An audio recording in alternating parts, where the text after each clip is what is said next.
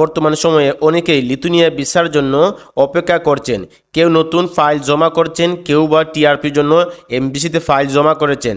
সবার মুখে একটাই কথা, লিথুনিয়া ভিসা দিচ্ছে না কেন, কবে দিবে লিথুনিয়ার ভিসা। আপনারা অনেকেই জানেন যে বর্তমানে এমবাসি ফাইল জমা করলেও কেউ ভিসা পাচ্ছে না। বর্তমানে ভিসা রেশিও একবারে 1% বললেই চলে।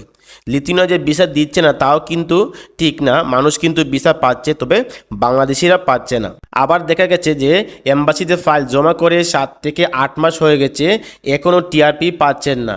এখন টিআরপি না হওয়ার কারণ কি, কেন হচ্ছে না টিআরপি? দেখেন, অনেকেই পারমিট পেয়েছেন, পারমিট পাওয়ার পরে পুলিশ ক্লিয়ারেন্স ডাবল লিগালাইজেশন করাতে গিয়ে দেখা যায় যে পারমিটের মেয়াদ শেষ। পারমিটের মেয়াদ শেষ হলে জমা কীভাবে করবেন? কারণ বাংলাদেশে পুলিশ ক্লিয়ারেন্সের মেয়াদ কিন্তু 6 মাস থাকে। তো আপনি যখন পুলিশ ক্লিয়ারেন্স ডাবল লিগালাইজেশন করানোর জন্য আবেদন করবেন, এই ডাবল